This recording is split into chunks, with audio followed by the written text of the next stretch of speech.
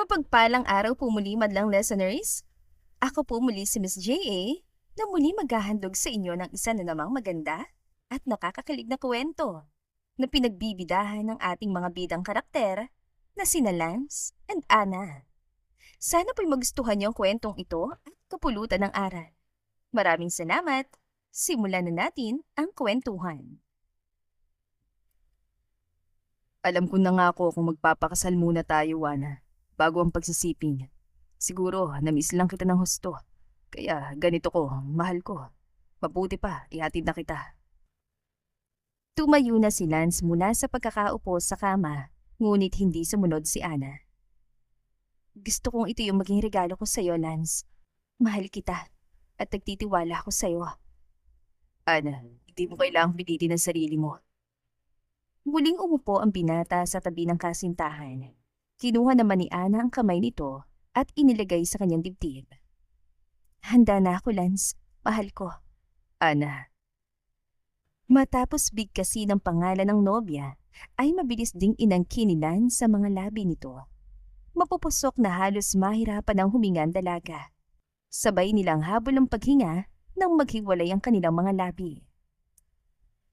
Ana, hindi na ba talaga magbabagong isipan mo? Kapag nagpatuloy pa tayo, hindi ko na mapipigilan ang sarili ko. Hinaplas muna ni Ana ang mukha ng kasintahan bago ito sumagot. Hindi na magbabagong isip ko, Lance. Ikaw ang bahala sa akin, mahal ko. Matapos yun, dahan-dahan nang inalis ni Lance ang sampulot ng kasintahan. Sabay sa masusuyong paghalik nito sa bawat parte ng katawan ng dalaga na para bang sinasamba niya ito. Napakaganda mo, Ana. Sambit nito habang patuloy sa pagroromansa sa nobya. Panilang naman ang mga halinghing ni Ana na hindi lubos maunawaan ang kakaibang sensasyong ibinibigay sa kanya ng binata. Lance, para bang maiiyak ng dalaga dahil hindi na nito malaman ang gagawin habang nasa ilalim ng nobyo. Relax lang, mahal. Itong unang pagtatalik natin. Gusto kong ihanda ka ng lubusan, Nana. Ayoko masaktan kita. Ilang saglit pa lumipas ay tuluyan ng naging isa ang mga katawan ng magkasintahan. Maingat na umindayog sila sa ibabaw ni Ana hanggang marating nila ang tuktok ng kaligayahan. Magkayakap ng mahigpit ang dalawa habang pinapahinahon ng mga sarili. Okay ka lang ba, Ana? Nag-aalalang tanong agad ng binata. Nahihiyang tumango lang ang dalaga. Bakas pa rin ang kakaibang naranasan, kapiling ang kasintahan. Mahal kita, Ana. Mahal na mahal kita. Masuyong hinalikan pa ni Lance ang nobya bago ito ikinulong sa kanya mga bisig. Tinignan naman ni Ana ang kasintahan at muling hinaplos ang mukha nito. Mahal din kita, Lance. Hindi na ako makapaghintay na makasama ka habang buhay. Matapos ang unang gabing pagsisiping ng magkasintahan, ay nasundan pa ito ng maraming ulit. Madalas nga ay parang mag-asawa na ang dalawa na nahuhuli pa ng mga kasambahay sa mansyon. Subalit tikom ang mga bibig ng mga ito, lalong-lalo na sa among mag-asawa. Hindi naman sa tutol ang mga ito kay Ana, ngunit nais muna nilang matutong magbanat ng buto ang bunsong anak na si Lance, lalo na't ito ang napipisil na maging tagapagmana. Subalit nawili ang binata sa pagkakawang gawa at pag-practice ng baril. Madalas din itong sumama sa firing range hanggang sa naimbitahang mag-training para maging reservist. Habang si Ana naman ay nagtuturo sa mga kinder sa kanilang barangay. Ana!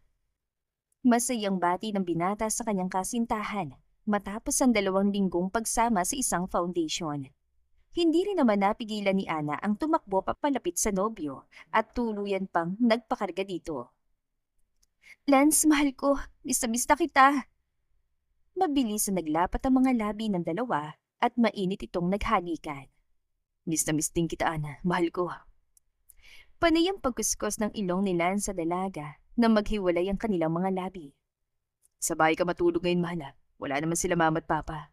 Oo, mahal ko. At muling nagsalo ng mapupusok na gabi ang magkasintahan. Wala na talagang makakapigil pa sa kanilang pag-iibigan na tanging kasal na lamang ang kulang.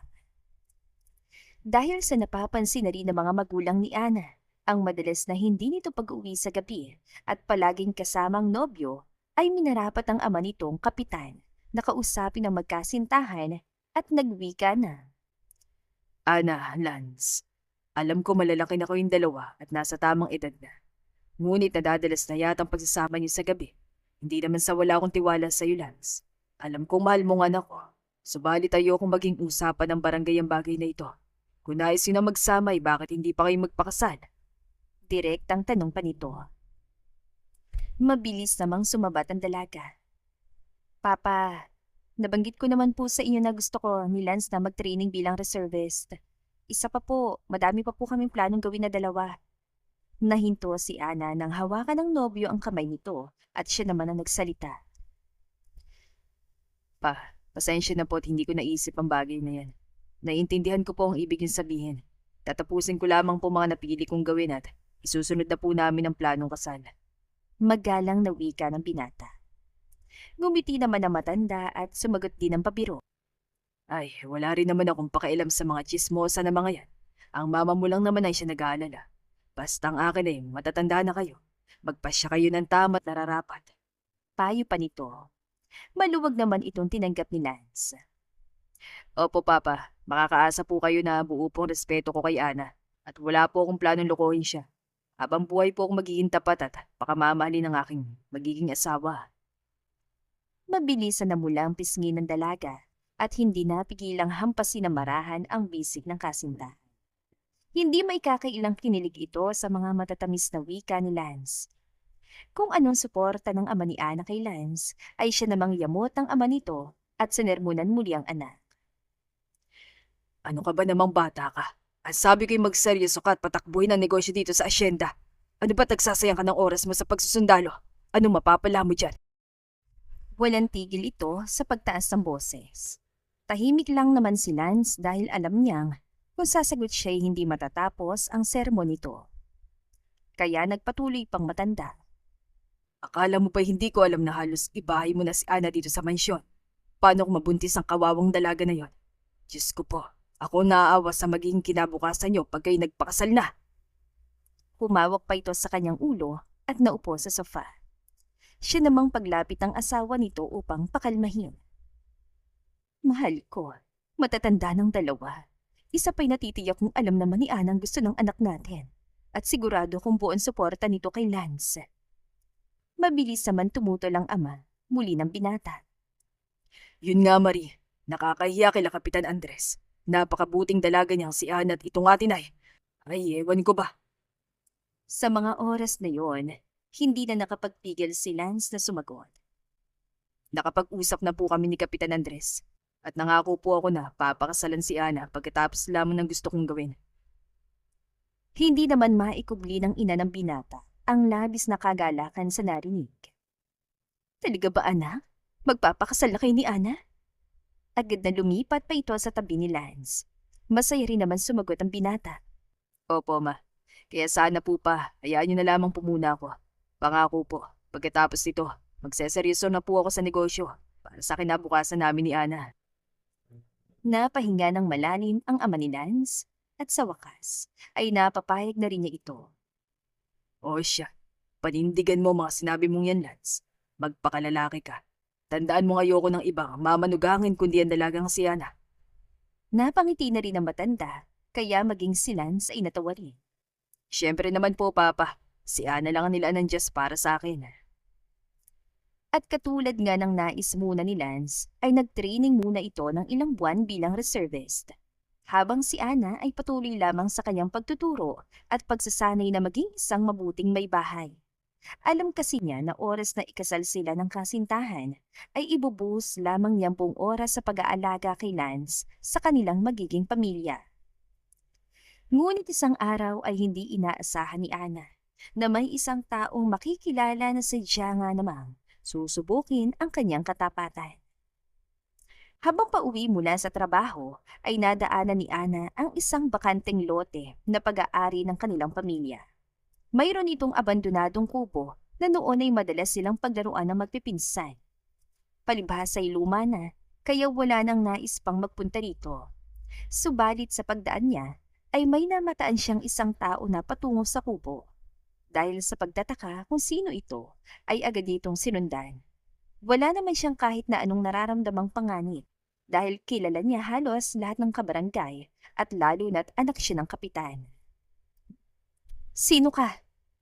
Bigla na lamang nanlaki ang mga mata ng dalaga nang makitang isang lalaking estranghero na duguan na animoy nanggaling sa isang digmaan. Maging ang lalaki ay nagulat, ngunit nang makita na isa lamang itong babae na may maliit na pangangatawan, ay hindi naman ito nag-aalala at nagwika. Huwag kang matakot, miss. Naligaw lang ako. Hirap na wika nito at napaupo. Dali-dali naman tumakbo si Ana upang tulungan ang lalaki. Ano ba nangyari sa'yo, Ginoo? Tanong pa ng dalaga at kumuha ng maaring ipampunan sa sugat ng binata. Maingat nga itong tinulungan na mabait din namang nagpasalamat. Ako nga pala si Jason. Salamat sa tulong mo. Magandang miss. Biro pa nito, kaya naman agad na nakaramdam ng hiya si Ana. May natira pa akong pagkain dito. Heto, kumain ka. Alok pa ni Ana, kaya lalo pa nagbiro si Jason. Bukod sa maganda, ay napakabuti rin talaga ng puso mo. Maaari ko bang malaman ang pangalan mo, Miss Ganda? Dahil sa pagiging inosente at talagang tanging silans lamang ang nariringgan ni Ana ng mga papuring tulad noon, ay hindi maiwasang madalang dalaga sa mga matatamis sa salita ng estranghero. Hindi nito napigilang kiligin at itago ang hibla ng kanyang buhok sa gilid ng tenga. Hindi rin kasi may kakaila na sa kabila ng maduming damit ng binata, ay may angkin din itong kagapuhan na talaga namang bibihira sa kanilang barangay. Kumpara kasi sa nobyong may tall, dark and handsome na itsura, si Jason ay mala-foreigner ang dating. Maputi ito at may pagkasingkitang mata. Mahaba rin ang buhok nito na bihirang-bihira sa mga kalalakihan sa kanilang lugar. Magaganda rin ang pantay nitong mga ngipin, maging ang kabigha-bighanin nitong accent. Sadya nga namang mabilis na naging interesado si Ana sa estranghero at nagpakilala na rin. Ako naman si Ana Lisa. Ana na lang ang itawag mo sa akin. Hindi naman maiwasang magbiro muli ni Jason. Wow naman, pati pangalan mo parang napakahiwaga. Ana, parang isang prinsesa. Muli na namang natawa ang dalaga sa birong iyon ng estranghero. Hindi man lamang sumagi sa isipan nito ang posibleng panganib na hatid sa kanya ng taong kakakilala lamang. Likas kasi dito ang pagiging matulungin sa turo na rin ng amang kapitan na madaling lapitan at ng kasintahan. Namulat si Ana sa ugaling tutulungan ng kahit na sino pa man, maging isa pa itong estranghero. Dahil sa mabilis na kuha ni Jason ng loob ni Ana ng mga sandaling yon, ay hindi na rin ito nagpaligoy-ligoy pa sa kanyang pakay at muling tinanong ang dalaga. Ana, may nakatira ba sa kubong ito? Wala naman. Pag-aari ng pamilya kong lugar na ito. Matagal nang abandonadong kubo na ito, Jason. Lihim na napangiti ang binata sa narinig at muling nagsalita. Kung ganun, maaari ba akong manatili rito pansamantala?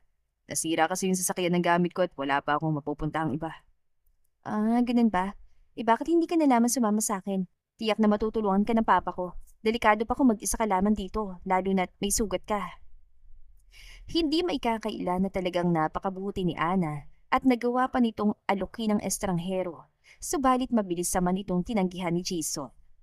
Hinawakan pa nito ang kamay ng dalaga bago nagsabi. Ana, huwag mo sanang ipapaalam kahit na kaninong pagkakakita mo sa akin. Ang totoo kasi, merong gustong pumatay sa akin. Ano?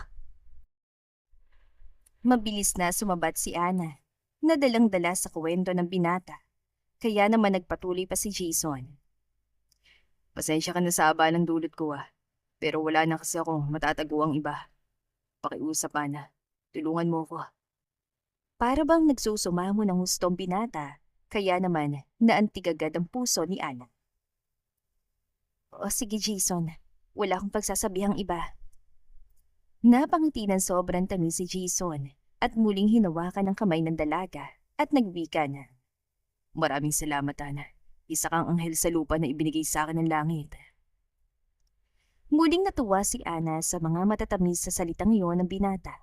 Kuhang-kuha agad ni Jason ang loob ng dalaga at natitiyak niyang siya ay nasa mabuti ng kamay. Matapos tulungan ni Ana si Jason, ay palihim itong pumunta sa abandonadong kubo upang dalahan ng makakain ng binata. Maging ang mga damit ng kasintahan ay ibinigay din dito. Palibhas ay abala sila sa pagtitraining ay nagkaroon bigla si Ana ng bagong interes. At ito ang palaging pakikipag-usap kay Jason. Walang oras kasi na hindi ito bumilib at humanga sa mga kakaibang kwento ng binata, lalong-lalo na patungkol sa mga paglalakbay nito. Talaga bang ganun kaganda sa Palawan? Manghang-manghang tanong pa ng dalaga. Agad namang natawa si Jason at pinisil pang pisngi ni Ana dahil bakas ang pagiging excited ito. Sabay sabi na, Oo, Ana. Isa yun sa pinakamagandang lugar na napuntahan ko. Natitiyak kong magugustuhan mo rin doon. hindi na ako makapaghintay na makarating din doon, Jason. Bigla na lamang mahigpit na hinawakan ni Jason ang kamay ng dalaga at magtatangka sanang halikan ito. Mabilis namang nakaiwas si Ana at lumayo. Ano bang ginagawa mo? Agad din namang humingi ng pasensyang binata. Ana, sorry. Nadala ko. Pero hindi pa kita pwedeng halikan.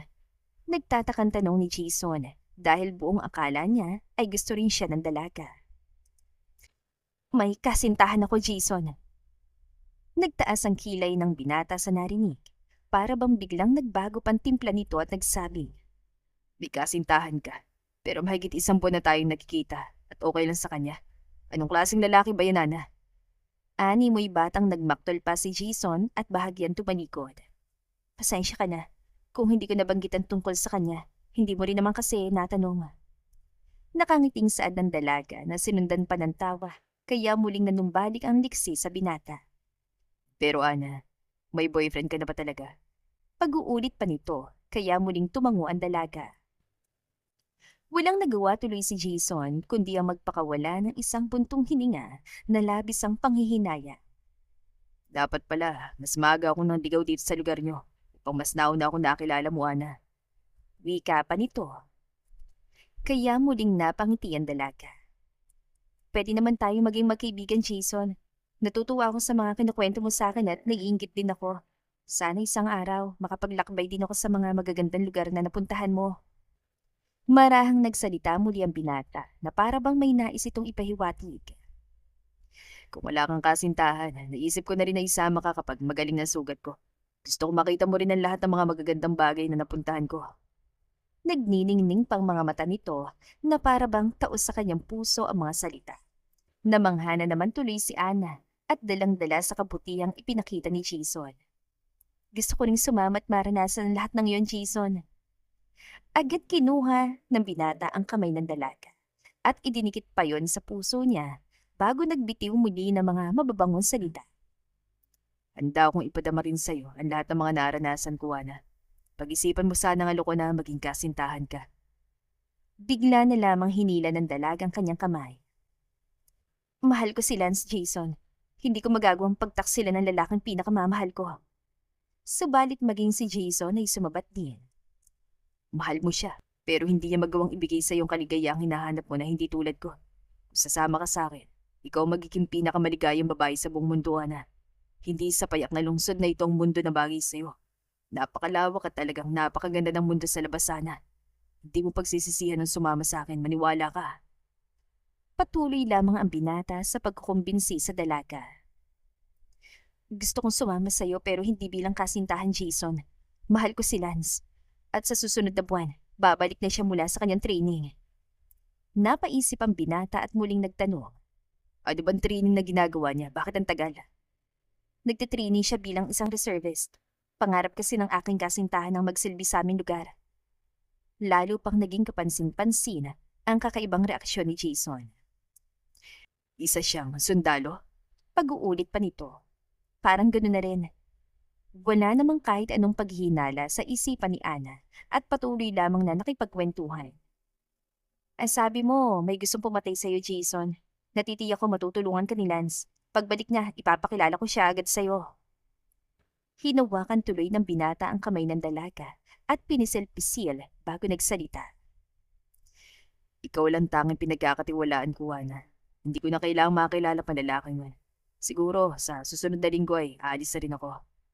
Seryosong saad nito kaya lumapit sa pagkakaupo ang dalaga.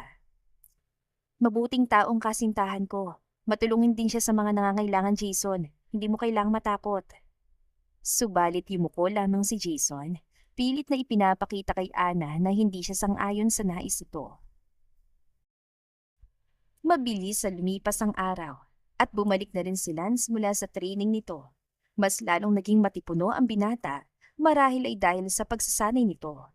Maging ang gupit nitong semi-kalbo ay bumagay din naman sa kanya. Ana, mahal ko. Miss na miss kita. Agad na niyakap na mahigpit ni Lance ang kasintahan, sabay ng pagdikit ng kanilang mga labi. Baka sa mga halik nito ang pananabik at maging ang malilikot nitong kamay ay dumapo na rin sa dibdib ng dalaga. Mahal, nasa labas pa tayo, ikaw talaga. Natatawang wika ni Ana na mabilis na nahiya sa ginawa ng nobyo. Natawa rin naman si Lance kaya binuhat ng kasintahan patungo sa kanyang kwarto. Muling naglapat ang kanilang mga labi habang paakyat pa lamang ng hagdan. At nang isara ng pinto ay hindi na nakapagpigil pang binata at mabilis na ring inalis ang kanilang mga saplot bago nahiga sa kama. Walang sinayang na sandali ang magkasintahan at agad na pinag-isa ang kanilang mga katawan. Makalipas ang 2 buwan, ay muling nagniig ang kanilang mga katawan na para bang walang bukas. Magdamag na nagsiping ang dalawa, kaya naman muling napuno ng walang tigil na halinghing at mga ungol ang buong kwarto. Kinabukasan, habang mahigpit na magkayakap pagkagising, ay naisip na agad ni Ana na banggitin kay Lance ang tungkol kay Jason. Naisip niyang sawayin ito na huwag ipaalam sa nobyo dahil buo ang tiwala niyang tutulungan ni Lance ang kawa-awang estranghero. Subalit ibang naging reaksyon ng binata. Ano, Ana? Nagkukubli siya sa kubo. Sinaktan ka ba niya? Alalang-alalang tanong nito na panihaplos sa bisig ng dalaga. Hindi, mahal ko. Tulad ng sinabi ko sa'yo, mabuti siyang tao. Pero Ana, hindi ka dapat agad nagtitiwala sa katulad niya. Paano kung masama siyang Pero mahal, ang sabi niya, may nais manakit sa kanya. Kawawa naman kung hindi ko tutulungan. Panay din naman ang pagpupumilit ng dalaga na nanaig ang pagiging matulungin. Noon pa man ay yun na talaga ang ugali nito na isa rin naman sa dahilan kung bakit nabighani si Lance.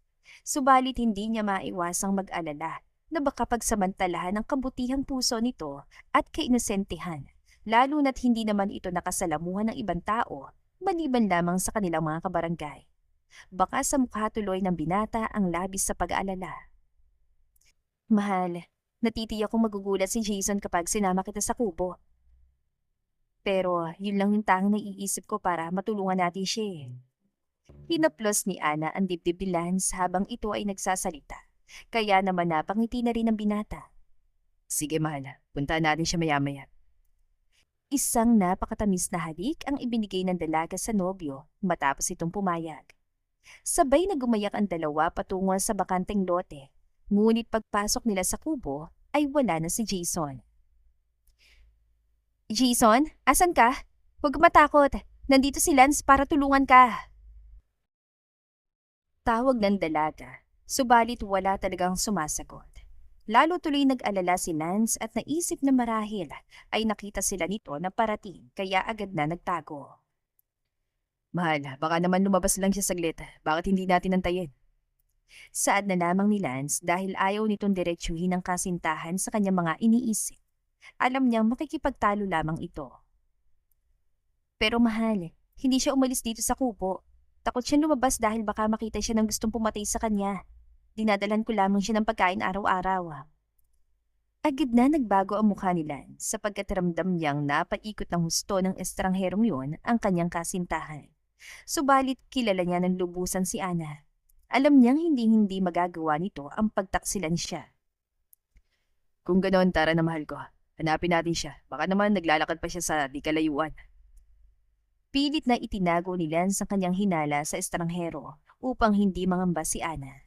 Salamat, mahal ko. Muli silang sumakay ng kotse at dahan-dahang nagmaneho ang binata paikot sa bayan.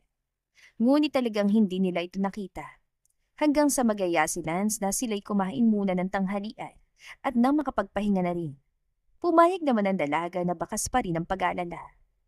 Habang nagpapahinga si Ana, ay palihim na kinontak ni Lance sa mga tauhan na hanapin ang isang estrangherong pakalat-kalat sa kanilang bayan. Nais din niyang alamin ang pagkakakilanlan ng taong yun, maging ang pakay nito kay Ana. Lumipas ang buong araw na walang naging balita kay Jason, kaya naman inihatid na ni Lance si Ana sa bahay nito. Pinangakuan din niya na tutulong muli bukas sa paghahanap, ngunit lingid sa kaalaman ng dalaga, ay pilit pa ring naghanap si Lance sa magdamag. Kinaumagahan, ay naisipan muna ni Ana na daanan ang abandonadong kubo upang silipin kung nakabalik na si Jason. Pagbukas niya ay wala pa rin ito, kaya naman agad na rin siyang naglakad palabas ng pinto. Ngunit bigla na lang itong sumara at siya namang paglitaw ni Jason. Ana, nangako sa akin na hindi mo sasabihin sa nobyo mo. Galit na wika nito, kaya naman agad na nagpaliwanag ang dalaga. Jason, tutulungan ka ni Lance. Halika na, pumunta na tayo sa kanya. Mabilis na sumabat ang binata. Hindi totoo yan. Ipapahamak rin niya ako. Ana, halika na, sumama ka na sa akin. Lisanin natin ang maliit na bayan na ito. Sumama ka sa paglalakbay ko. Pagpupumilit pa nito na mahigpit ang pagkakahawak sa dalaga. Huminahon ka lamang, Jason. Sinabi ko na sa iyo na mabuting taong kasintahan ko. Muling pinutol nito ang pagsasalita ng dalaga. Wala akong pakialam sa taong yun. Ikaw ang taong inaalala ko. Halika na, sumama ka sa akin. Hindi mo mararanasan ang saya ng mundo kung mananatili ka dito, Ana. Pakiusap, halika na. Sumama ka sa akin. Dahan-dahang hinaplos pa ni Jason ang mukha ni Ana at magtatangka muling halikan ng dalaga, na siya namang naghahalo ang awa at saya dahil sa alok nitong siya'y isama. Napapikit si Ana ngunit yumuko ito upang hindi tuluyang mahalikan ni Jason. Napakaganda ng inaalok mo, Jason. Subalit mahal na mahal ko si Lance. Hindi ko magagawang iwan ang lalaking pinakamamahal ko. Habang nag-uusap ang dalawa, ay siya namang litaw ng mga tauhan ni Lance sa bakanting lote. Agad na tinakpan ni Jason ang bibig ni Ana nang marinig ang mga yabag ng mga paa.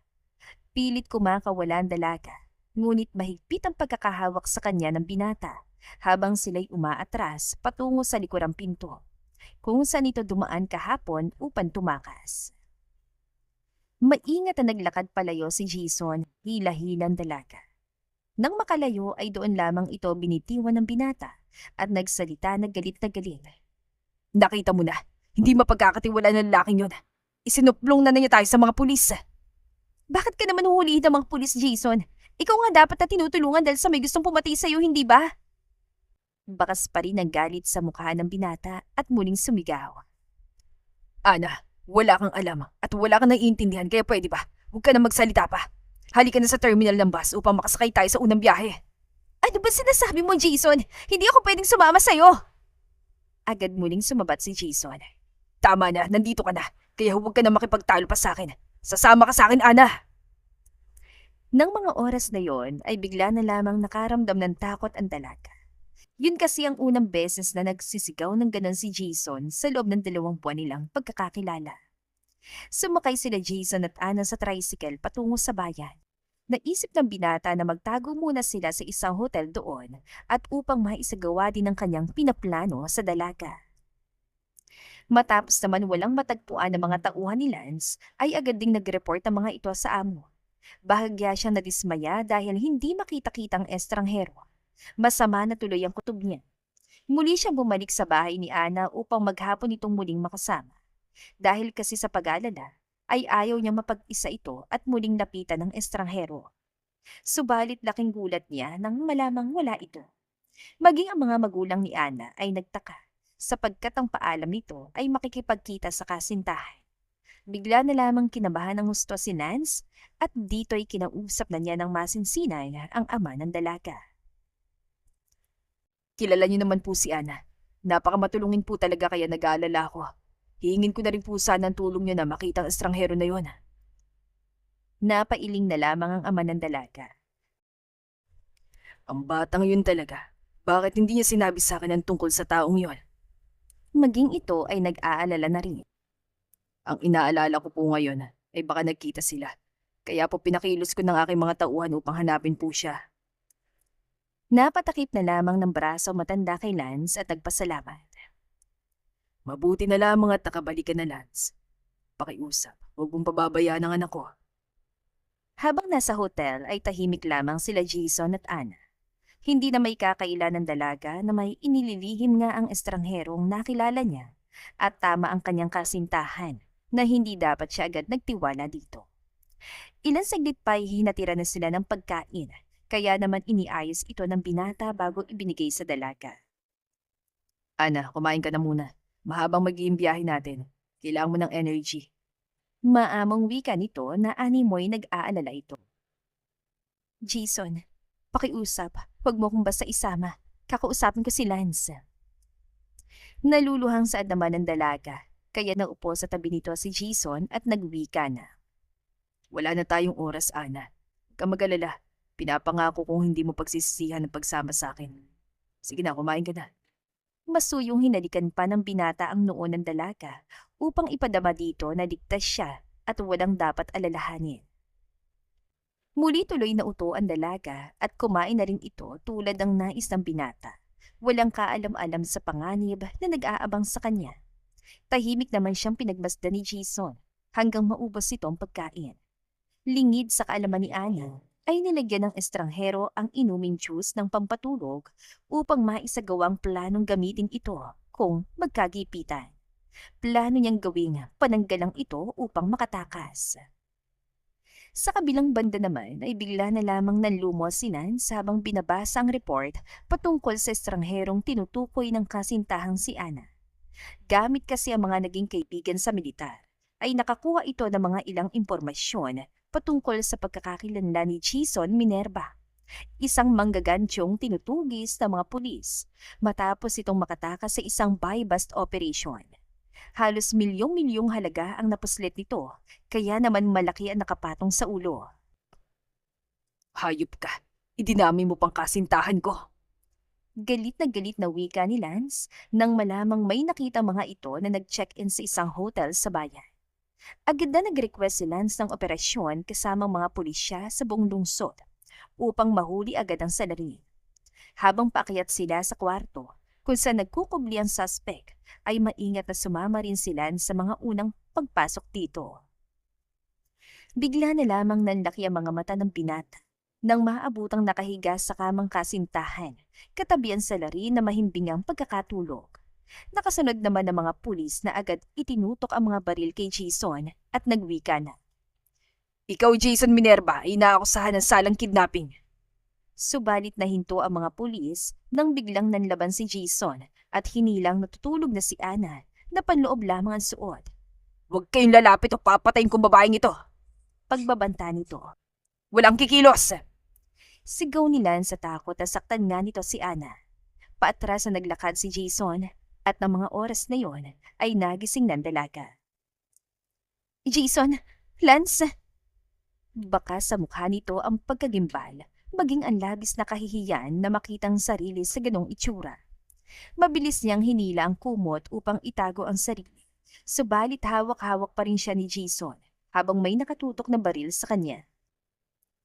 Ano bang ginagawa mo, Jason? Sinabi ko naman sa'yo na tutulungan ka ni Lance. Hindi natapos ni Ana ang sasabihin nang sigawan siya nito.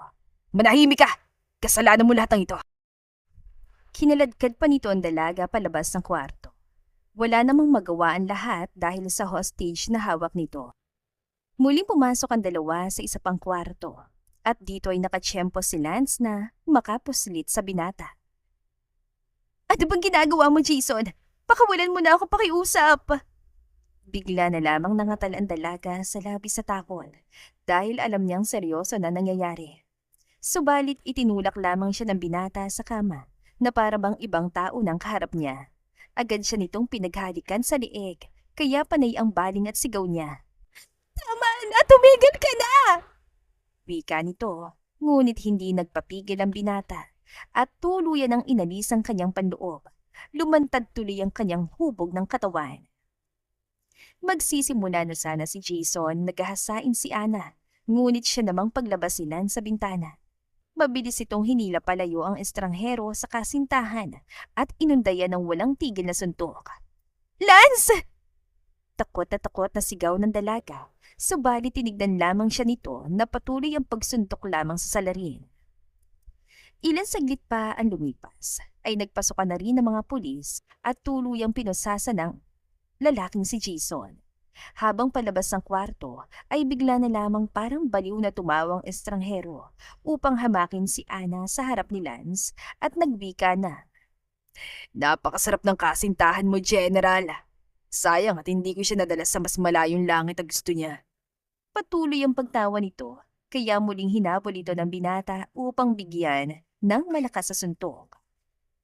Agad na nawala ng malay si Jason dahil sa suntok na iyon. Habang si Ana naman ay nanlumo sa narinig, bigla na lamang itong nakaramdam ng pandidiri sa sarili.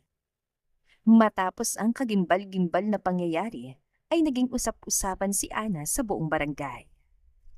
Subalit ang inaasahan niyang pandidirihan siya ng lahat ay napalitan ng awa. Dahil na rin sa utos si Lance sa mga pulis na huwag ilabas ang huling mga sinabi ng salarin. Ang tanging balitang alam ng lahat ay ginawa si Anang hostage upang makatakas ito. Buhat din noon ay hindi nagturo pandalaga at nanatili lamang itong nakakulong sa kwarto. Bali-balita tuloy na natroma ito sa pangyayari. Walang tigil din kasi ang pagsisi ng dalaga, maging ang pandidiri nito sa sarili, sa tuwing iisipin na inangkin siya ng ibang lalaki. Makailang ulit nga niyang kinuskos ang sarili pag uwi nila ng nobyo ng araw na yon. Subalit panaw pa rin ang pagalingaw-ngaw ng mga huling binitiwang salita ni Jason sa kanyang isipan. Kabaliktaran ito ni Lance na normal lang ang kinikilos na para bang walang nangyari. Makalipas ang 2 buwan, ay bigla na lamang sinugod sa ospital si Ana dahil nawalan ito ng malay. Dali-daling tumakbo sila sa kwarto ng kasintahan at dooy masayang nalaman niya na nagdadalang tao na pala si Ana. Tahimik na umupo ito sa tabi ng kasintahan at tagantay na magising ang dalaga. Lance, agad na bumangon si Ana pagkakita sa binata. Mabilis din namang lumapit si Lance at inalalayan pang pag-upo ng nobya sa kama. Daan-daan lang, mahal ko. Huwag kang masyadong makikilos. Mabilis sa tumulo ang mga luha ni Ana dahil ramdam niyang alam na ng kasintahan ang itinatago niyang pagbubuntis. Natakot kasi siyang makipaghiwalay ito dahil posibleng hindi ito ang ama ng kanyang dinadala. Bakit ka umiiyak, Ana? May masakit pa sa'yo? Gusto mo, tawagin ko mga doktor? Nag-aalalang wika pa nito. Lance, patawarin mo ako. Patawad. Tuluyan ang humagulgol ang dalaga, kaya naman panayang hagod sa likod nito. Ano bang problema? Lance, ano gagawin ko? Buntis niya ako. Bigla na lamang sumabat si Lance na pasigaw na ikinagulat ni Ana. Tama na. Hindi ba't sinabi ko na sa'yo na kalimutan mo na nangyari, Ana? Ako ang ama ng batang yan at magpapakasal tayo sa lalong madaling panahon. Napayuko na lamang ang dalaga sa labis na kahihiyan. Sa kabila kasi ng pagtataksil niya, ay nagawa pa ring tanggapin ng napakabuti niyang kasintahan ang nangyari sa kanya. Ngunit para kay Lance ay wala itong pagdududang anak niyang dinadala ni Ana. Lalo na't halos torture nito si Jason nang mapagbigyan ng mga pulis na kausapin ito ng sarili na. Nagsusumigaw noon si Jason na takot kay Lance. Maawa ka sa akin. Wala akong ginawa sa nobya mo. Halos wala kang mangyari sa amin eh. Hagulgol pa nga ito at maihi sa salawal dahil sa sobrang pangamba. Nagkamali ka ng ginamit pang salag, hayop ka. Sa dinami-rami ng babae, kasintahan ko pa. Napahinto sila sa pagsasalita nang maglulumuhod muli si Jason. Pakawalan mo na ako. Wala akong ginawa. Pinainom ko lang ng pampatulog si Ana. Mabilis sa sinipa na naman ni Lance ang bunganga ng estrangherong na namantala sa kabaitan ng babaeng kanyang pinakamamahal. Mahigpit na hinila pa nito ang mahabang buhok ni Jason bago nagsalita. Wala kang karapatan ng banggitin ang pangalan ni Ana. Titiyakin kung mabubulak sa kulungang hayop ka. Pikit ang mga mata ni Lance nang maalala ang sandaling yon. Naramdaman na lamang niya ang mainit na palad ni Ana na wala pa ring tigil sa pag-iyak. Napakabuti mo, Lance. Maraming salamat. Ibibigay kong buhay ko upang pagsilbihan ka habang buhay. Ana, Mahigpit na niyakap ni Lance ang kasintahan. Alam niyang matinding hirap at sakit sa dalaga ang naging dulot ng pangyayaring yun. At katulad ang sinabi ni Lance kay Ana, agad silang nagpakasal. Naging usap-usapan muli ang mga ito lalo na talaga namang magharbo ang inihanda ni Lance para sa espesyal na araw na yun. Buong barangay ay halos imbitado at maging ang mga general na nakasama niya sa training ay dumalo din. Ani mo'y eksena sa pelikula ang bawat tagpong naganap sa kasalan. Ngunit sa kabila ng kagandahan ng trahe de boda ni Ana, ay bakas ang kalungkutan sa mga mata nito na tanging silans lamang ang nakakakita. Alam niyang hindi yon ang mga matang madalas niyang masilayan sa tuwing masaya ito noon. Abot lang ituloy ang galit na nararamdaman nito sa estrangherong si Jason. Ana, pakiusap, ngumiti ka. Ayokong isipin ng lahat na napilitan ka lang pakasalan ako. Hindi ka nun, Lance. Pasensya ka na. Pasensya na. Ayusin kong sarili ko. Talaga nga namang napakalaki ng naging pagbabago kay Anne. Para bang bawat galaw nito ay base lamang sa inuutos si Lance. Para bang susunduin nga nito lahat ng ipagawa ng kapitan. Bigla na lamang kasing lumitaw ang pilit itong ngiti habang nakikiharap sa mga bisita. Subalit kapansin-pansin na hindi nito binibitiwan ang kamay ng asawa sa tuwing may mga lalapit na bisita. Dama tuloy ni Lance ang takot nito na makisalamuha sa iba. Matapos ang kasal ay nanirahan na si Ana sa mansyon kasamang asawa nitong si Lance. Mabilis din naman lumipas ang 9 na buwan at naipanganak agad ang kanilang panganay na pinangalanan nilang Limuel. Buhat ng ikasal si Ana ay wala itong ibang ginawa kundi ituon ang buong buhay niya sa pag-aalaga kay Lance at ngayon nga ay sa kanilang supling. Hindi rin siya lumalabas ng mansyon at nakakulong lamang ito. Habang si Lance naman ay mas lalong naging kilala sa buong bayan dahil sa pagtulong nito at kalaunan ay naging kandidato bilang isang mayor. Magayos ka bukas at isasama kita sa bayan para sa kampanya na. Pero Lance, kailangan pa ba ako? Agad na nag-alala ang asawa nito, kaya naman sumagot ang biyenan nitong babae. Natural na sumama ka para suportahan ang asawa mo. Anong klase kang may bahay kung hayaan mong anak ko? May pagkamataray na sagot nito, kaya naman mabilis na yumuko si Ana. Pasensya na po kayo ma. Sige po, sasama po ako. Pasensya na Lance. Mabilis na humingi ng paumanhin si Ana. Magmula rin kasi ng kasal ay nanatili ang ugali nitong palaging nagpapakumbaba. Kahit na minsan ay hindi man lamang ito nagreklamo o naman ay tumutol sa nais na ipagawa sa kanya. Ani mo'y isa lamang itong robot na susunodin lahat ang sabihin sa kanya ng asawa at ng mga biyanan. Napailing na naman tuloy sila sa tuwing ganun ang ikinikilos ng asawa. Para kasing ibang Ana ng kasama niya. Wala na ang dating maliksi at punong-puno ng buhay niyang kasintahan. Kinabukasan, tulad ang nais si Lance ay nag-ayos si Ana upang sumama sa kampanya ng asawa. Labis ang naging pagkamangha muli nito dahil noon lamang niya ulit nakitang ganun kaganda si Ana. Buhat din kasi na maging asawa ay naging plain housewife na lamang ito na walang ibang ginawa kundi ang pagsilbihan sila mag-ama. Panay tuloy ang bulungan ng mga kabarangay ni Ana. Aba, si Ana na ba yan? Ngayon ko lamang siya ulit nakita at talagang napakaganda pa rin niya. Ay oo nga, huling nakita ko siya nung ikinasal pa sila. Tignan mo, pagkaganda-ganda. Maging ang anak nila ang gwapong bata, mana sa mga magulang. Pero ano kaya ang nangyari kay Ana at parang nagkulong na sa mansyon? Wala naman sa ugali ni Mayor Lance na mahigpit sa asawa, hindi ba? Oo nga, hindi ba't napakasweet ang mga yanong sila'y dalagat binata pa? Walang tigil sa bulungan ng mga kabarangay habang panay ang pagkaway nila sa mga naroon. Si Ana naman ay hindi maikubli ang pagkailang dahil noon lamang ulit nakisalamuha sa napakaraming tao. Nahihigpit tuloy ang pagkarga niya sa 3 taong gulang na anak na si Limuel. Mahal, pwede ba kaming maupo muna ni Limuel sa likod? Baka nagugutom na ang bata. Bulong ni Ana, kaya naman sumenya si Lance sa alalay nito.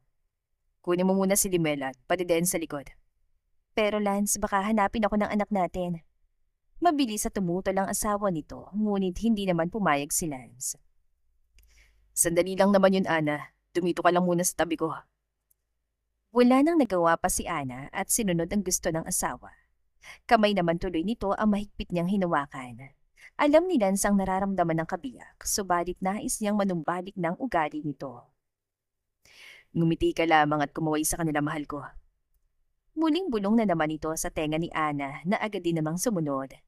Umugong ang masigabong palakpakan dahil sa napakagandang talumpati ng kandidatong si Lancelot Madrigal. Nagtayuan pa halos sa mga manonood sa kanilang upuan at panay ng sigaw ng Mayor Lance. At dahil nga sa mainit na pagtanggap ng mga kabayan kay Lance, hindi na nakakagulat na ito ang nanalo bilang bagong batang mayor ng lungsod. Tuwan-tuwa tuloy ang mga magulang ni Lance dahil hindi man natupad ang gusto nilang mag-focus ito sa pagpapatakbo ng negosyo, ay naging tanyag naman ng husto ang kanilang angkan.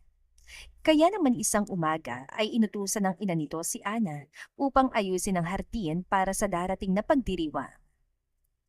Ana, aalis kami ni Leo. Ikaw nang bahalang maglinis ng hardin. Ngayon pa lang dapat maganda na yon para sa pagdating ng araw ng selebrasyon ng pagkapanalo ni Lance, hindi na tayo maging aligaga. Masusunod po. Wala namang katutol-tutol na sumunod si Ana. Umaga pa lamang ay nagsimula na itong magtabas sa mga matataas na damo. Nasugatan pang palad nito ng aksidenteng tumamang itak na gamit. Kinahapunan ay laking gulat ng mga magulang ni Lance nang makita ang manugang na nasa hardin. Agad namang sinalubong ito ni Ana at binati ng buong paggala. Pasensya na po't hindi ko pa natapos. Pauwi na po si Lance. Kailan ko na rin pong umuwi upang asikasuhin siya. Tatapusin ko na lamang po bukas ng umaga. Uuwi na po ako. Hindi pa man nakakasagot ang biyanan, ay dahan-dahan nang naglakad palayo si Ana. Labis naman ang pagtataka ng ama ni Lance at sinermonan ng asawa. Bakit naman si Anang pinaglinis mo ng hardin? Ano na lamang sasabihin ni Lance? Mabilis naman sumagot ang asawa nito. Ano ka ba naman? Bakit ko na naman gagawin yan, Leo? Oo nga't sabi ko sa kanya linisin, pero hindi ko ibig sabihin na siya mismo. Napakadami nating kasambahay, bakit siya naman ang pagagawin ko? Natural lang nasa isip ko iuutos niya sa iba dahil aalis tayo. Napabuntong hininga na lamang tuloy ang asawa nito at nagwika na. Ano bang nangyayari sa batang yan? Buwat ang ikasal sila'y parang nagbagong ugali niya. Kausapin nga natin ang anak mong mamaya at baka napapabayaan na niya mag-ina. Pag-uwi naman ni Lance sa bahay ay agad niyang napansin na nakabalot ang kamay ni Ana habang ito'y naghahain. Anong nangyari sa kamay mo? Ah, wala naman to. Sumabit lang sa kahoy kanina. Mag-ingat ka sa susunod. Bakas ang pagkayamot sa mukha ng asawa, kaya napatango na lamang si Ana. Subalit hindi mapigilan ni Lance na pagmasdan pa rin ang kabiyak, lalo na't kita niyang hirap ito habang hawak ang kutsara. Kinagabihan, habang natutulog, ay laking gulat ni Lance nang maramdamang nangangatog ang asawa. Ana, ano nangyayari sa'yo? Panay ang gising nito ngunit hindi naman sumasagot si Ana dahil inaapoy din ito ng lagnat. Mabilis na kumilos si Lance at tinakbo sa ospital ang asawa. Lingid pala sa kalaman nila ay malaki ang naging sugat nito sa kamay na kinailangan tahiin. Agad din itong tinurukan ng anti-tetanus na siyang dahilan ng mataas nitong lagnat. Pinauwi rin naman sila agad dahil hindi naman ganun kalubha ang lagay ni Ana. Tahimik lang na nakaupo sila sa kama habang binabantayan ng asawa. Muli nitong naalala ang naging usapan nila ng kanyang mga magulang, na maging ang mga ito nga ay labis ang pag-alala kay Ana. Ilang saglit pan lumipas ay nagising na rin ang kabiyak at laking gulat na makita si Lance na nakaupo lamang. Lance, bakit gising ka pa? May problema ba? Ana, bakit hindi mo sinabi sa akin ang nangyari sa'yo kanina? Pero wala naman nangyari sa akin. Ano bang wala? Baka sa mukha ni Lance ang inis at labis sa pag-alala, kaya naman humingi agad ng tawad si Ana. Pasensya ka na. Bakit ka humihingi ng pasensya, Ana? Wala ka namang kasalanan. Bakit ba laging kailangan mo humingi ng pasensya sa akin? Ano ka ba? Kailan ba babalik ang Ana ng minahal ko noon? Bakit ka ba ganyan? Hindi na nakapagpigil pa si Lance na ibulalas ang kanyang saloobin. Mabilis naman tumulo ang mga luha ni Ana. Malaki ang naging kasalanan ko sa iyo, Lance. Kahit siguro buhay kong kapalit, hindi sa... Ano bang sinasabi mo? Wala kang kasalanan sa akin, kaya pwede ba? Itigil mo na yung pagpapahirap sa sarili mo. Napapagod na akong intindihin ka, Ana. Ayokong sumuko pero kung hindi mo ititigil ay hindi ko alam ang susunod kong gagawin. Lance, iiwan mo na ba ako? Makikipaghiwalay ka na ba sa akin? Bigla na lamang nanginig ang boses ni Ana. Bakas ang labis na hinagpis. Ana, Para namang madudurog ang puso ni Lance na mabilis na hinaplos sa mukha ng asawa at mainit itong hinalikan. mahal na mahal kita. Hindi ko kailanman magagawang iwan ka, Ana. Saad pa nito matapos ang masuyo nilang halikan. Mahal na mahal din kita, Lance. Hindi ko alam kung kaya kong mabuhay nang hindi ka kasama.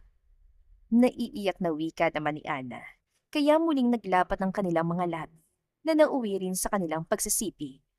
Muling nagniig ang kanilang mga katawan na dama ang labis sa pagmamahala. Kung sana lamang ay hindi dumating sa buhay ni Ana ang estrangherong si Jason, ay hindi mangyayari ang ganito sa kanilang dalawa ni Lance. Sa kabila noon ay pilit pa ring iwinaksi ng asawa nito na siya lamang ang tanging lalaking nararapat para dito at wala nang iba pa. Ana, pakiusap. Kalimutan mo na nangyari noon. Matagal na yun, mahal ko. Alisin mo na rin yun sa isipan mo. Mahigpit na niyakap ni Lance ang asawa matapos ang mainit nilang gabi. Dama naman ni Ana ang wagas ng pag-ibig ng kabiyak, kaya maging ito ay nanumpa na rin. Oo, Lance, mahal ko. Pipilitin ko nang burahin yun sa isipan ko. Matapos ang mainit na pagsisiping ng mag-asawa, ay hindi naiwasan muli silang makabuo ng supli. At sa pagkakataong yun, biniyayaan naman sila ng kambal. Isang babae at lalaki na pinangalan nilang Amanda at Arthur, na siyang naging bagong yugto sa kanilang buhay. Unti-unti nang nanumbalik ang pagiging masigasig muli ni Ana, na para bang nagkaroon ito ng panibagong buhay. Taos-puso muli nitong pinagsilbihan ng asawa at mga anak. Maging si Lance ay masaya na makitang nakikipag-usap na si Ana sa mga kaalyado niya sa gobyerno. Nagkaroon din ito ng sarili niyang project ng pagtulong sa mga ampunan, katuwang ang biyanan, na maligayang nagbago ng manugang at binati pa ito. Ana anak, mabuti naman at lumalabas-labas ka na ng mansyon. Opo mama, kailangan din po ng mga bata na makisalamuha sa iba. Mahirap na pong maging inosente silang tulad ko. Nahihiyang sagot naman ni Ana, kaya nagbiro din na matanda. Ano ka ba naman, Ana? Mahiyain ka lang naman. Wika nito. Subalit mabilis na nalungkot ang dalaga. Wala kasing ibang nakakaalam ng nakaraan, kundi sila lamang ni Lance. Muli na naman tuloy parang bangungot na bumalik ang masakit na alaala, kaya pilit lamang itong ngumiti bilang sagot. Pag-uwi ng bahay ay napansin agad ni Lance na wala sa mudang asawa, kaya naman ito na agad ang nag-adjust. Napagod ka ba, mahal ko? Paglalambing nito na panay ang paghagot sa likuran ng asawa habang sila'y nasa kwarto. Mahal, huwag nating palaking inosente ang mga bata na tulad ko, Ana. Naramdam ni Lance ng dahilan na naman ni Ana ay dahil sa nangyari noon, kaya agad na naman niya itong pinigilan. Tama na, mahal, please. Di ba tag-usap na tayo na hindi na muling babanggitin ang bagay na yan? Concern lang naman ako. Baka kasi may magmana sila sa katangahan ko. Natatakot ako. Walang mangyayaring masama sa'yo sa mga anak natin hanggang nandito ako, okay? Kaya na mag-alala pa. Ako ang padre de pamilya at tungkulin kong protektahan kayo. Salamat, Lance. Napakaswerte kung ikaw yung napangasawa ko. Naging mainit muli ang gabi ng mag-asawa. Sadya nga namang wala nang makakapigil pa sa matamis na pagmamahala nila Lance at Ana. Wala silang tanging dinarasal, kundi ang habang buhay na magkasama. Mabilis sa lumipas ang panahon at nagdiwang na rin sa wakas ang kanilang kambal ng ika-5 taon na mga ito. Muling nag-ingay tuloy ang pangalan ng mga madrigal dahil sa bonggang handaan na talaga namang pinagkagastusan at pinaghandaan. Madami ang dumalo, maging ang mga nasa katabing mga lungsod. Abalang-abala si Ana sa pag-eestima ng mga bisita. Ngunit laking gulat niya nang bigla na lamang may humila sa kanya sa bandang poste. Agad na tinakpan nito ang kanyang bibig at ilong ng panyong may pampatulog. Mabilis itong nawala ng malay, kaya hindi na nito nagawang makahingi ng tulong. Dinala si Ana sa isang abandonadong bahay ng isa na namang estranghero. Nakatakip ang kanya mga mata at nakagapos din ang kanya mga kamay. Anong kailangan mo sa akin? Hindi mo ba ako kilala? Asawa ko ni Mayor Lancelot Madrigal. Kung mahal mo pang buhay mo, mabuti pang kalagan mo na ako at ibalik sa aming tahanan. Matapang na wika ni Ana at pilit na nilalabanan ng takot. Napahalakhak naman ang dumukot sa kanya at lumapit upang tanggalin ang takip sa kanya mata. Matapang ka na ngayon, Ana. Jason!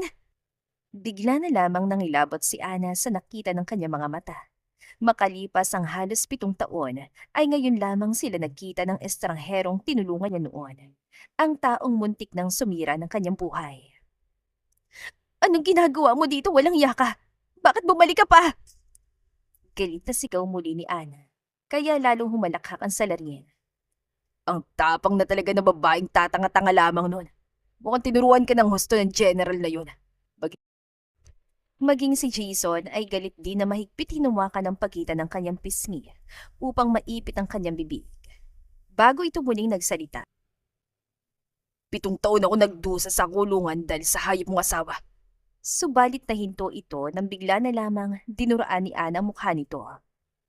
Ikaw ang walang ya! Matapang muling sigaw nito. Sa galit naman muli na masamang estranghero, ay malakas siya nitong sinampal at pinagbantaan. Titiyakin ko ang paghihiganti na gagawin ko isisira rin sa buhay ng taong yun. Magdurusa siya na higit sa pinagdaanan ko. Huwag mong idamay ang asawa ko. Ako na lamang saktan mo katulad ng ginawa mo noon. Muling hinila ni Jason si Ana at nagwika na. Hindi lamang siyang parurusahan ko.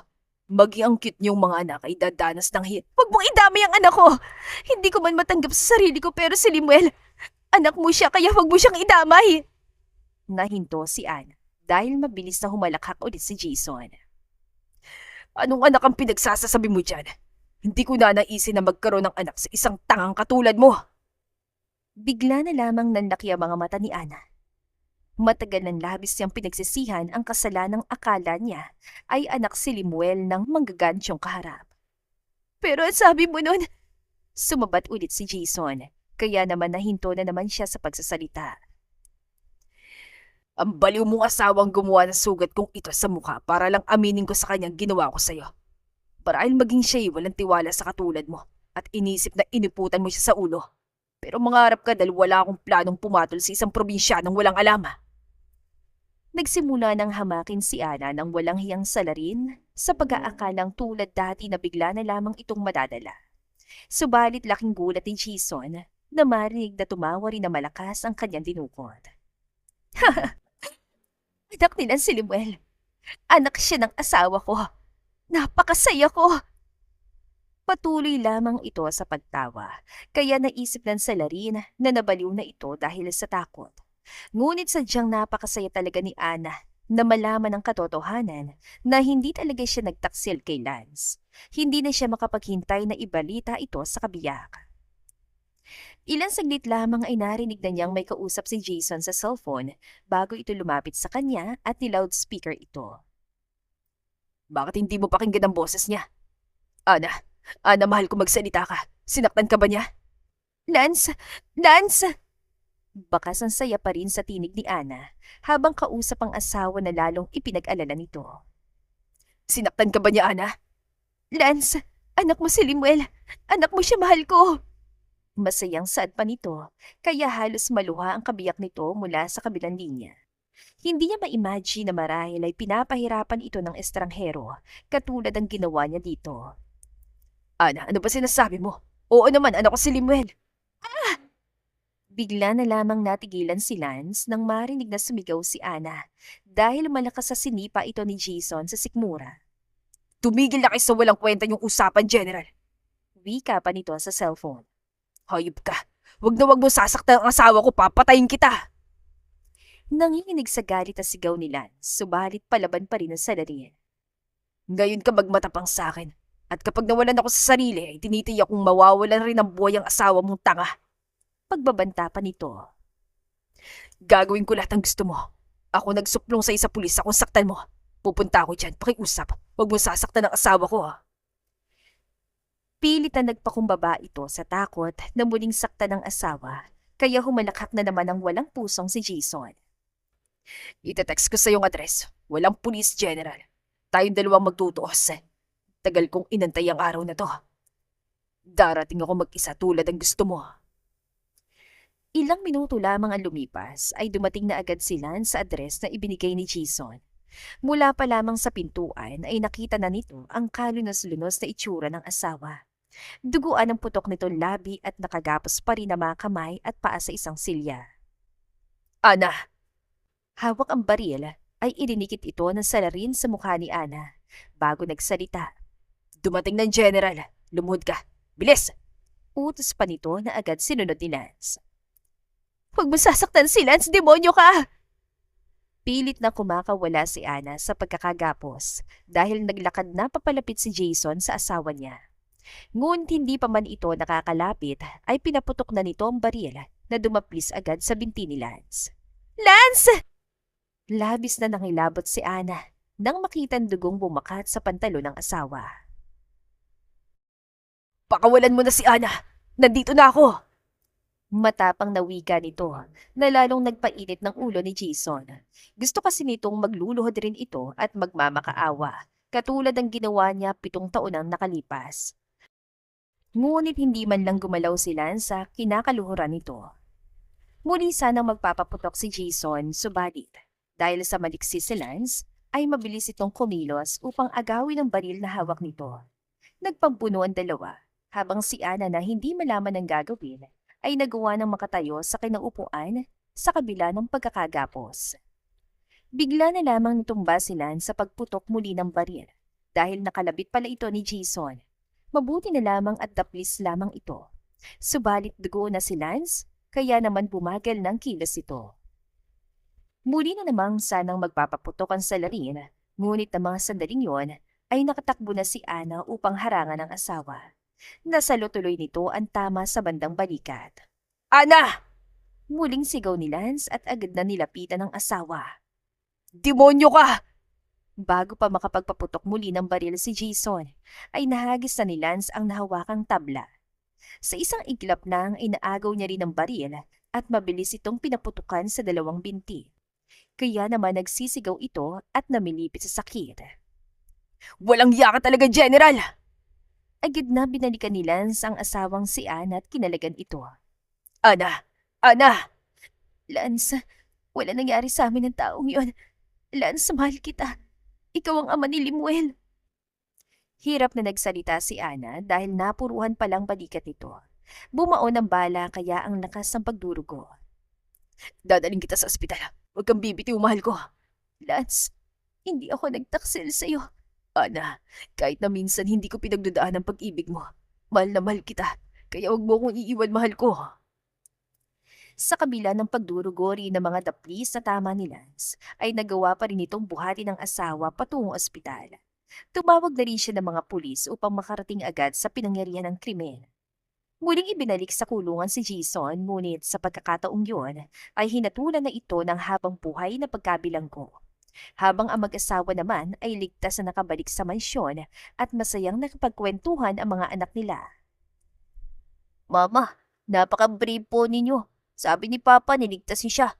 Di ba po, Papa? Wika ng panganay nilang si Limuel. Oo, ang galing ni Mama dahil siya yung savior ni Papa. Parang baliktad naman, mahal ko. Ikaw siya nagligtas sa akin. Ikaw ang superhero. Maging ang bunso nilang si Arthur ay sumali rin sa usapan. Wow, ang galing naman ng family natin. Superhero si Papa, tapos si Mama brave hero din. Ako po kaya, anong power ko? Inosenteng saad nito na sinagot naman ng nag-iisang babae nilang anak na si Amanda. Hero sa katakawan kasi lagi mo kinakain chocolates ko. Pangaasar pa nito. Kaya naman muling sumagot ang bunso. Mama si Ate Amanda! Sumbong pa nito sa ina. Isang napakalakas sa tawa ang umilingaw-ngaw sa buong bahay dahil sa mga halakhak ni Ana. Nagulat tuloy ang mga anak nila dahil iyon ang unang beses silang marinig na tumawa ng ganong kalakas ang kanilang mama. Habang si Lance naman ay natulala dahil sa loob ng 7 taon ay ngayon lamang niya muling nasilayan ang masayang pagtawa ng kanyang pinakamamahal na asawa. Mama! Sabay-sabay na nagtakbuhan ng mga bata at niyakap ang kanilang ina. Maging si Lance ay lumapit din. Mga anak, talikod. Utos pa nito na ipinagtaka naman ng mga anak. Bakit po, Papa? Saan ni Limuel? Sige na, maglalaro tayo bilis. Talikod na't ipikit ang mga mata. Bawal sumili pa, walang premyo. Nakangiting wika ng padre de pamilya na excited namang sinunod ng mga bata. Nagtaka naman si Ana, subalit laking gulat niya nang bigla na lamang siyang hinalikan ng pagkatamis-tamis ng asawa. Napakaganda mo, mahal ko. Salamat at nakabalik ka na sa akin.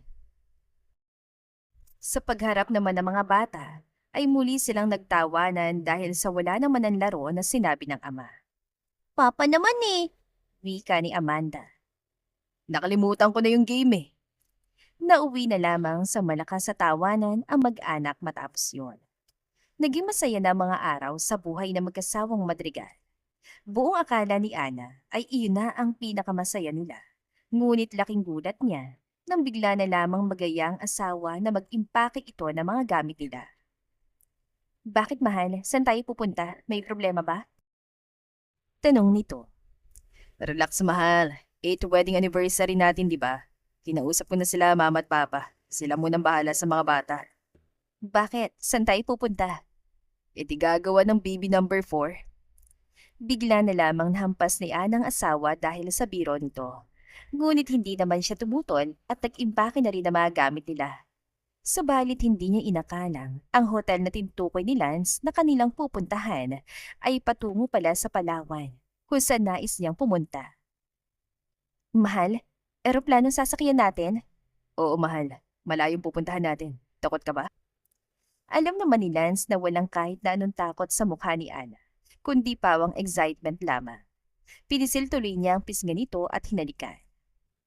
Hindi ko na kailangan ng sagot. Walang tigil si Ana sa pagsilip sa bintana ng eroplano habang sila'y nasa himpapawid. Maging si Lance ay hindi rin inaalis ang tingin sa mukha ng asawa. Muli na naman kasi siyang nabighani dito tulad nung sila'y mga dalagat binata pa. At nang makarating na sa dagat, ay agad na nagtampisaw si Ana na animoy isang inosenteng bata. Hindi tuloy napigilan ni Lance na muli itong halikan habang patuloy na umaalo ng tubig sa dalampasigan at binabasa ang kanilang mga paa. Bakit hindi mo binanggit sa akin na gusto mo pala sa ganitong mga lugar? Sa susunod, dadali naman kita sa iba pang mga magagandang tanawin. Talaga, mahal ko? Sabihin mo lang nais mong marating at pupunta tayo. Kahit saan pa yun, mahal ko. Muling naglapat ang mainit na labi ng mag-asawa habang sila'y magkayakap sa dalampasigan. Napuno ng hindi matawarang kaligayahan ang bakasyon nilang iyon na nasundan pa ng maraming beses kasama na rin ang kanilang mga anak. Sa kabila nga ng mga pagsubok na nagdaan kila Lance at Ana, ay sadya nga namang walang makakapantay sa lakas ng tunay na pag-ibig. Ano man ang maging hadlang, ay pilit itong lalabanan. Makamit lamang ang walang hanggang pagmamahalan. At dito na po nagtatapos ang ating kwentong pag-ibig. Maraming salamat po sa pakikinig. To God be the highest glory. Hanggang sa muli. Paalam!